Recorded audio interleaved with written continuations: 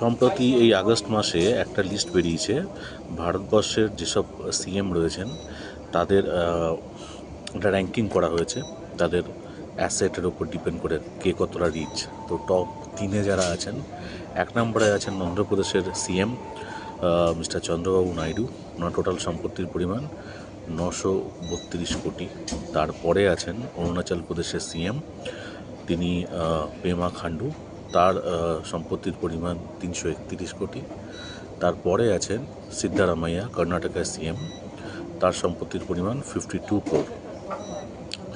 এর মধ্যে চন্দ্রবাবু নাইডু, যারা এপি তেলেঙ্গানাতে থাকেন তারা জানেন যে এখানে একটা প্রায় মনোপলি চলে ডেয়ারি প্রোডাক্ট, সেটা হলো হেরিটেজ। এই হেরিটেজের মালিক হচ্ছেন চন্দ্রবাবু নাইডু। উনি এই কোম্পানিটাকে তৈরি করেছিলেন 1992-তে, 1992 সালে।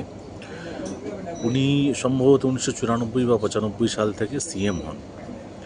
তো বাকিটা তো আর বলতে হবে না। তারপরে যেটা দেখা যায় সেটা হচ্ছে সব থেকে কম মানে ওই লিস্টে যে লিস্টটা আছে সিএমদের, সব থেকে গরিব সিএম হচ্ছেন আমাদের our very own Mamata Banerjee. তার সম্পত্তির পরিমাণ 15,38,000 টাকা। তো সেখানে দেখা গেছে মমতা ব্যানার্জির আয়ের উৎস কি? মমতা ব্যানার্জির আয়ের উৎস হচ্ছেন ক্রিয়েটিভ কাজ করে উনি পয়সা পান। তো সেই পয়সা উনি কোথার থেকে পান? উনি দেখা গেছে উনি বই লিখে পান এবং ছবি এঁকে পান। এই দুটো ওনার মেজর কন্ট্রিবিউট করে।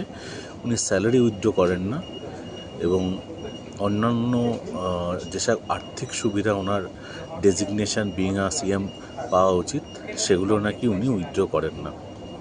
তো এটা বলার ছিল। নমস্কার।